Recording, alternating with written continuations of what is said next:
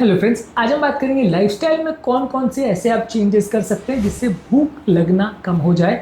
देखिए, hunger control करना calories count करने से ज़्यादा इंपॉर्टेंट है। यदि आप अपनी भूख को कंट्रोल नहीं कर सकते तो आपको बार बार भूख लगती रहेगी, आप खाना खाते रहोगे, ओवर ईटिंग होगी, वजन बढ़ेगा। तो यदि आप अपनी हेल्थ को अच्छा रखना चाहते हो, वजन को कम करना चाहते हैं, तो आपको हंगर को कंट्रोल करना पड़ेगा। आज हम बात करेंगे दिनचर्या में या लाइफस्टाइल में कौन कौन सी चीज़ें आप कर सकते हैं जो हंगर मैनेजमेंट में आपकी मदद करेंगे। टॉपिक पर जाने से पहले जो लोग हमारे चैनल पर नए हैं उन्हें रिक्वेस्ट करूंगा कि चैनल को सब्सक्राइब करें, वीडियोस को लाइक करें, शेयर करें, फॉलो करें, कमेंट करें, पूरा देखें। टॉपिक इंपॉर्टेंट है, इसे एंड तक देखिएगा। चलिए शुरू करते हैं।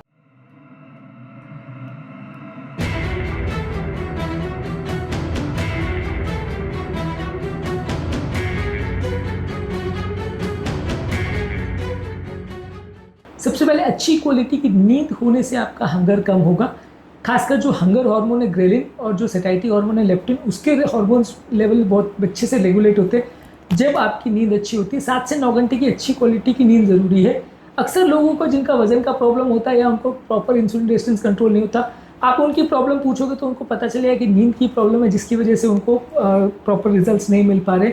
इंसुलिन रेजिस्टेंस भी अक्सर इससे बढ़ता है, बहुत सारे तरह की बीमारियाँ इससे बढ़ती है। तो अच्छी क्वालिटी की नींद होना ज़रूरी है, उसके बिना आपका हंगर और सेटाइटी हार्मोन्स का कंट्रोल अच्छा नहीं होगा। इसके अलावा मानसिक तनाव पर भी कंट्रोल करना ज़रूरी है। यदि आपका मेंटल स्ट्रेस बहुत ज़्यादा है तो कॉर्टिसोल लेवल्स बहुत ज़्यादा बढ़ेगा, जिससे आपकी भूख बहुत बढ़ेगी, खाने की इच्छा बहुत ज़्यादा होगी। खासकर आप मीठी चीज़ें और तेल वाली चीज़ें बहुत ज़्यादा खाओगे, क्योंकि यही चीज़ें जब कॉर्टिसोल बढ़ता है तो आपके मन को शांत करने में मदद करती है। तो यदि आप मेंटल स्ट्रेस को कम करने के लिए मेडिटेशन, रिलैक्सेशन टेक्निक्स या डीप ब्रीदिंग से ये सारी चीज़ें करते हैं, तो ये सारी चीज़ें आपकी ओवरऑल मेंटल स्ट्रेस को कम करती है। मेंटल स्ट्रेस को कम होने से भूख कम होगी और आपकी ओवरऑल वजन बढ़ने को कंट्रोल करने में मदद मिलेगी। तो मानसिक तनाव पर भी फोकस करना है। सिर्फ ऐसा नहीं है कि आपने डाइटिंग कर ली तो वजन कम हो जाएगा, ये सारी चीज़ों पर भी फोकस करना है। बैलेंस्ड और न्यूट्रिएंट डेंस मील को खाना है। हाई प्रोटीन, हाई फाइबर और हेल्दी फैट्स वाली चीज़ों को ज़्यादा खाने से पेट ज़्यादा भरा रहता है और ब्लड शुगर लेवल स्टेबलाइज होते हैं। इससे आपका डाइजेस्टिव प्रोसेस स्लो होता है और शुगर लेवल्स में उतने स्पाइक्स और क्रैशेस नहीं होते, जिससे कि आपको बार बार भूख नहीं लगती। अपने खाने में लीन और फैट फ्री प्रोटीन जैसे चिकन, फिश, लेग्यूम्स, ये सारी चीज़ें खाइए। फाइबर से भरी हुई सब्जियां ज़्यादा खाइए, हेल्दी फैट ज़्यादा खाइए, एवोकाडो, ऑलिव ऑयल, नट्स, ये सारी चीज़ें खाइए, जिससे आपका हंगर कंट्रोल रहेगा और आपका ओवरऑल वजन कंट्रोल करने में मदद मिलेगी। इसके अलावा रेगुलर फिजिकल एक्टिविटी भी करिए, जैसे वॉकिंग, साइकिलिंग, स्विमिंग। ये सारी चीज़ें आपके हंगर हार्मोन्स को रेगुलेट करती है, मेटाबॉलिज्म को बूस्ट करती है। स्टडीज ये शो करते हैं कि ये ग्रेलिन हार्मोन को रेगुलेट करने में मदद करती है। एटलीस्ट दिन भर में 30 मिनट को डेली एक्सरसाइज करना है। इससे फिजिकल एक्टिविटी से आपको हंगर को कंट्रोल करने में मदद मिलती है। इसके अलावा पानी ज़्यादा मात्रा में पीजिए। अक्सर बॉडी की अगर पानी की कमी होती है तो बॉडी उसको अननेसेसरली कंफ्यूज कर लेती है और आपको जब डिहाइड्रेशन होता है तो आपको और ज़्यादा खाने की इच्छा होती है। वो प्यास और भूख को अक्सर बॉडी कंफ्यूज कर लेती है, जिसकी वजह से अगर आप ऐसे टाइम पे सिर्फ पानी ही पीते हो तो भी आपकी भूख शांत हो जाएगी। लेकिन अक्सर इसके चक्कर में आप ज़्यादा खा लेते हो, इससे ओवर ईटिंग हो जाती है और कैलोरीज बढ़ जाती है। 2 से 3 लीटर पानी एवरेज दिन भर में पीना चाहिए, इससे आपको फ़ायदा मिलेगा। इसके अलावा जब भी आप खाना खा रहे हो तो सोच विचार करके एक एक बाइट को एंजॉय करके उसके बारे में विचार कर करके धीरे धीरे करके अगर खाएंगे तो उससे फ़ायदा मिलेगा।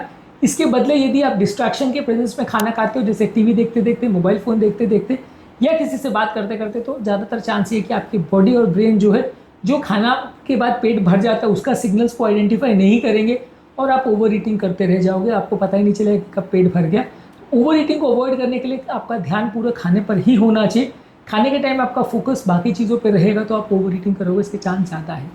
इसके अलावा खाने में फाइबर्स एक्स्ट्रा मात्रा में खाइए। वेजिटेबल्स है, फ्रूट्स है, दालें हैं, चने हैं, ये आपकी क्रेविंग को कम करेगी। जब कभी मौका मिले, बीच में स्नैक भी करना हो या खाना भी खाना हो, जानबूझ के फाइबर वाली चीज़ों को, खासकर हरी साग सब्जियाँ, बेरीज, ओट्स, दालें, चने, ये सबको ज़्यादा खाइए। इसको अपनी डेली मील्स में इनकॉर्पोरेट करिए। इससे आपका ओवरऑल कैलोरी कंजम्पशन जो है टोटल कम हो जाएगा, भूख कम लगेगी, पेट ज़्यादा भरा रहेगा। इसके अलावा रेगुलर वेल टाइम मील्स लीजिए। खाने को बार बार बीच में स्किप करेंगे और इरेगुलर टाइमिंग्स में अगर खाना खाएंगे तो ब्लड शुगर में फ्लक्चुएशन ज़्यादा होंगे, भूख ज़्यादा लगेगी। कोशिश करिए कि आप एवरेज एक टाइम अगर फिक्स कर लिया है तो उसी टाइम पर खाना खाइए और प्रॉपर बैलेंस्ड और संतुलित आहार लीजिए। इससे आपको बार बार भूख कम लगेगी। हालांकि कई लोग ऐसा रिकमेंड करते हैं कि हर 2-4 घंटे में खाना खाते रहो तो भूख कम लगेगी, पर ऑब्वियसली उससे पर्पस डिफीट हो जाता है कि आप बार बार खाओगे तो कैलोरी वैसे ही बढ़ जाएगी, तो आपका इंसुलिन लेवल्स जो ड्रॉप होना चाहिए वो नहीं होगा। इसलिए कोशिश करिए कि कम बार ही खाइए, लेकिन सेम टाइम पर, रिस्ट्रिक्टेड फिक्स टाइम पर ही खाएं तो ज़्यादा अच्छा है। जिससे कि आपका बॉडी का मेटाबॉलिज्म और उसका मेटाबॉलिक जो क्लॉक है वो प्रॉपर सेट रहेगा और एनर्जी लेवल्स मेंटेन रहेगा। खाने में हेल्दी फैट्स को इनकॉर्पोरेट करिए, जैसे एवोकाडो, ऑलिव ऑयल और फैटी फिशेस। ये भी आपकी डाइजेशन को स्लो करते हैं और हार्मोन्स को बैलेंस करते हैं, जिससे पेट ज़्यादा भरा रहता है। और खासकर इसमें ओमेगा 3 फैटी एसिड्स रहता है, जो कि सैल्मन और खासकर अखरोट और चिया सीड्स में भी होता है। मोनोअनसैचुरेटेड फैट्स रहते हैं। ये सारी चीज़ें आपके ओवरऑल हंगर हार्मोन्स को बेटर मैनेज करती हैं और आपकी साइकोलॉजिकल प्रॉब्लम्स को भी बेटर मैनेज करती है, तो भूख लगने का प्रोसेस थोड़ा कम हो जाता है। ग्रीन टी ले सकते हैं, इसमें कैटेचिन्स और कैफीन होता है जो कि आपकी मेटाबॉलिज्म को बढ़ाता है, भूख शांत करता है, इंसुलिन सेंसिटिविटी को भी इंप्रूव करता है, ब्लड शुगर लेवल्स को मेंटेन करता है। दिन में 1 से 2 कप बिना मीठा किया हुआ ग्रीन टी आप लेते तो आपकी मेटाबॉलिज्म के लिए बेटर है और भूख को शांत करने में मदद करती है। इसके अलावा कॉफ़ी के अंदर कैफीन जो है वो भी आपके एड्रेनलिन को बूस्ट करने में मदद करता है, मेटाबॉलिज्म को बूस्ट करता है। इसमें बहुत ज़्यादा शुगर या क्रीम मत डालिएगा, नहीं तो वजन बढ़ने लगेगा। ब्लैक कॉफ़ी को बिना दूध डाले या बहुत कम शुगर साथ में डाल के आप ले सकते हैं। यह आपकी भूख को शांत करने में मदद करेगा, मेटाबॉलिज्म को बूस्ट करेगा। लेकिन यदि आपने इसमें बहुत ज़्यादा क्रीम या बहुत ज़्यादा शुगर डाल दिया तो फिर वज़न बढ़ेगा और फिर जितनी ज़्यादा आप पियोगे उतना ज़्यादा वज़न बढ़ेगा, तो ये नुकसानदायक चीज़ है। इसके अलावा इंटरमिटेंट फास्टिंग जो है वो हंगर को रेगुलेट करने में बहुत अच्छी टेक्निक है, मैं खुद भी यूज़ करता हूँ काफ़ी सालों से। ये आपको फास्टिंग पीरियड्स में आपकी हंगर को कंट्रोल इंप्रूव करता है, इंसुलिन सेंसिटिविटी को इंप्रूव करता है, फूड की क्रेविंग को कम करता है। हेल्थ केयर प्रोवाइडर से पूछ करके आप इंटरमिटेंट फास्टिंग को स्टार्ट कर सकते हो। ज़्यादातर लोग के लिए सूटेबल है और ज़्यादातर लोगों के लिए सेफ़ है और ज़्यादातर लोग को इससे फ़ायदा होता है।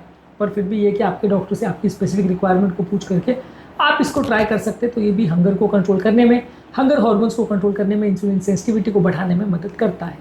इसके अलावा कई बार लोगों को अगर बहुत ज़्यादा भूख लगती है तो च्यूइंग गम ले सकते हैं, शुगर फ्री वाली। उसको चबाने से भी कई बार आपके दांत एक्टिवेट होते हैं, जिससे आपका मुंह में सेटिस्फैक्शन वाली फीलिंग आती है और भूख कम लगती है।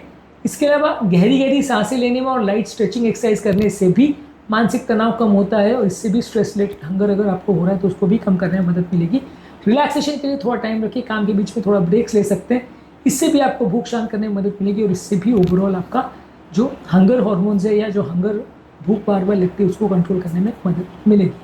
आज के टॉपिक में हमने बात करी कौन कौन से ऐसे लाइफस्टाइल फैक्टर्स हैं जिनको फॉलो करने से आपको भूख को कंट्रोल करने में मदद मिलेगी। इसके अलावा एक वीडियो में हमने डिस्कस किया है कि कौन कौन से लाइफस्टाइल फैक्टर्स हैं जो आपकी भूख बढ़ाते हैं। उस वीडियो को भी ज़रूर देख लीजिएगा। आपके साइकोलॉजिकल हंगर और अलग अलग तरह के हंगर को कंट्रोल करने के लिए आप क्या क्या कर सकते हो, ये ऑलरेडी हमने काफ़ी सारे वीडियोज़ में डिस्कस किया, इसको ज़रूर देख लीजिएगा। टॉपिक एंड करने से पहले जो लोग हमारे चैनल पर नए हैं उन्हें रिक्वेस्ट करूँगा कि चैनल को सब्सक्राइब करें, वीडियोज़ को लाइक करें, शेयर करें, फॉलो करें, कमेंट करें पूरा।